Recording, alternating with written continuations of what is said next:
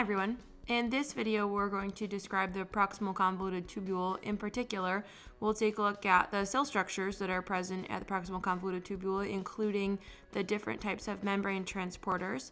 And we'll also describe the concepts of reabsorption and secretion as they pertain to the PCT. So the cells of the proximal convoluted tubule are epithelial cells, and as such, they have an apical surface, which is populated by microvilli, so we'll actually call it the brush border, just as we did with the small intestines.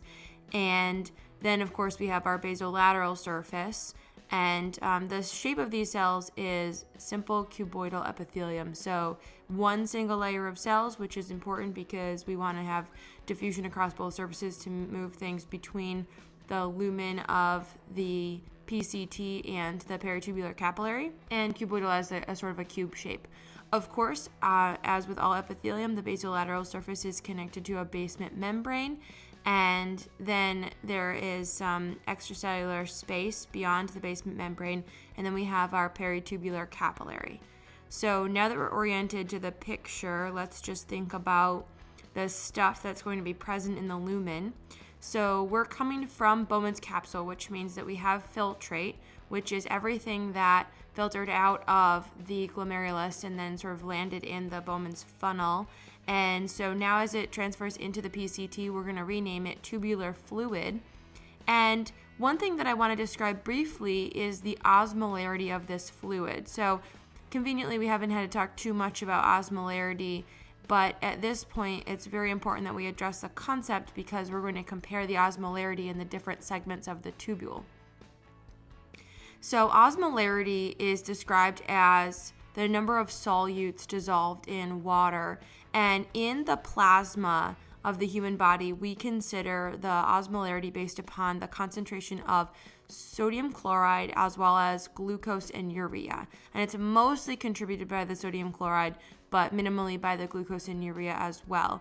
And typical plasma osmolarity is 300 milliosmoles per liter. So we're describing a concentration of solute per unit of volume. And what we notice is that the osmolarity of the tubular fluid in the PCT is also 300 milliosmoles per liter. So what this means is that as we filtered plasma in the glomerulus, we remove some water and some salt and some glucose and urea at approximately the same concentration as what's actually in the plasma. So we're just sort of taking a sample, it's moving into Bowman's capsule, and then as we travel into the PCT, we're still sort of retaining that same concentration of salt and glucose and urea per unit of water. Now, let's consider some of the things that are going to be present in the PCT that we'd like to reabsorb. So, of course, there's going to be waste products, and one thing that I just want to mention is that as we draw the transporters into the membranes, we notice that there aren't any transporters for the particular waste products that we've identified, and so therefore there's no real opportunity for them to move back into the epithelial cells. They're sort of stuck in the tubular fluid. But some things that we'd like to save include ions. So some examples of ions include potassium, calcium, and magnesium. These ions are able to travel in between the cells. They're just moving by simple diffusion in between the cells, and we actually call that paracellular transport. So between the cells is paracellular, and what happens is as we move these ions into the ECF, of course they're going to move into the peritubular capillary as well, but this movement of these ions into the ECF actually increases the osmolarity of the ECF, meaning increases the concentration of solute per volume in the ECF. And the result of this, now we have created a concentration gradient. So now more solute in the ECF is going to drive water movement. So we know that water follows solute, and of course we have lots of water in the tubular fluid, and all we need to move the water is some aquaporins. And so we'll notice some very specific placement of aquaporins throughout the renal tubule, and notably in some locations and notably not in other locations. But In this case, there's going to be an aquaporin channel at the apical surface and at the basolateral surface, which means that so long as there's a gradient, which is what's created by the paracellular transport of the ions, the water moves passively from the tubular fluid into the renal epithelial cell, out of the renal epithelial cell into the ECF, and then of course it'll move into the peritubular capillary as well. Now, things like sodium are slightly more regulated, and sodium actually can be co-transported with other molecules. And so we'll just draw a transporter in the apical surface that is co-transport of sodium with another molecule, which could be a glucose molecule, it could be an amino acid, it could be an inorganic phosphate, it could be a lactate. So there's lots of options of things that could co-transport with sodium. These two items will move into the renal epithelial cell, and then we notice at the basolateral surface, we actually have both a sodium-potassium pump, of course, because we always do, and then we also have carrier proteins for facilitated diffusion of the other molecule that was transported with the sodium. So sodium-potassium pump is going to move the sodium from the renal epithelial cell into the ECF, and then the carrier protein will move the glucose or the amino acid or the phosphate ion or the lactate or whatever other molecule into the ECF, and then of course into the peritubular capillary. So the sodium-potassium pump we know already is active transport, and it's primary active because it's using ATP.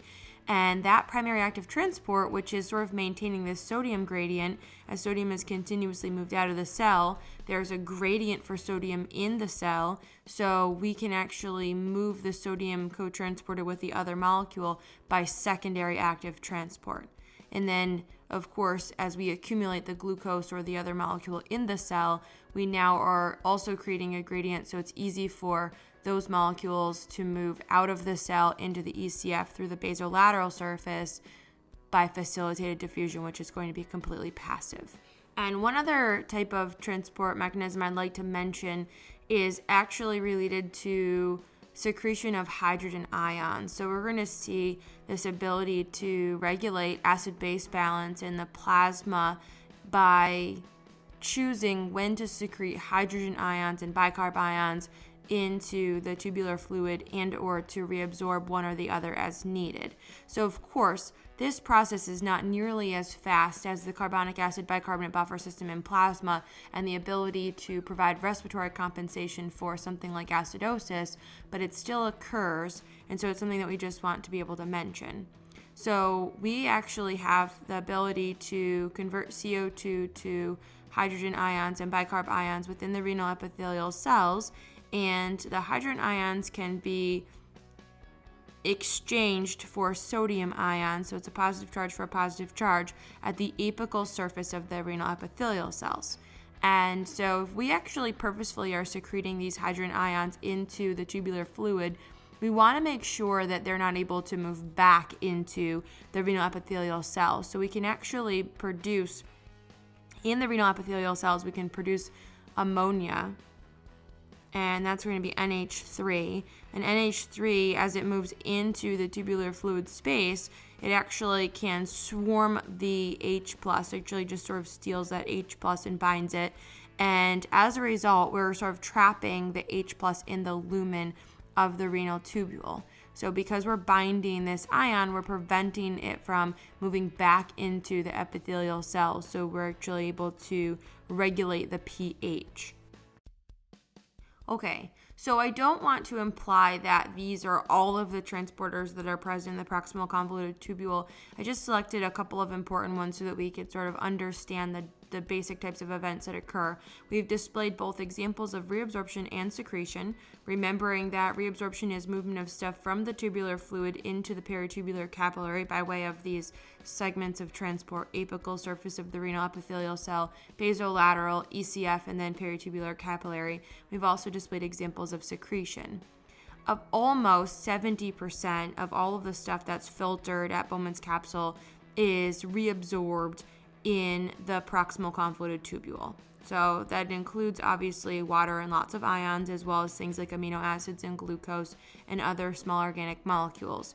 We'll notice that in the later stages of the renal tubule, we can still modulate the movement of water and salt, but we won't really see as much movement of things like glucose and amino acids. That's pretty much all sort of taken care of in the proximal convoluted tubule. So now, as we move towards the loop of Henle, which is going to be our next destination, one thing that I just want to mention is that the osmolarity is still the same. So we still are moving with a fluid sort of concentration of 300 milliosmoles per liter, same as what we initially started with at the beginning of the PCT. So understand this means that we're reabsorbing water and salt at approximately the same ratio. And so as we move into the later segments, we'll actually sort of change that behavior, and we can purposefully concentrate the urine or dilute the urine depending upon the specific salt and water needs of the body. So the proximal convoluted tubule is not playing in that area. It's just focusing on reabsorbing most of the stuff that we really wanted to save that we just filtered because of the size of the pores in the glomerulus. And then the later segments will work a little bit harder at regulation of the specific amount of stuff that's going to be remaining in the tubular fluid versus being reabsorbed for the body. All right, so that concludes our discussion of the proximal convoluted tubule. Of course, coming up in the next video, the loop of Henle. Hope you enjoyed it. Thanks for watching.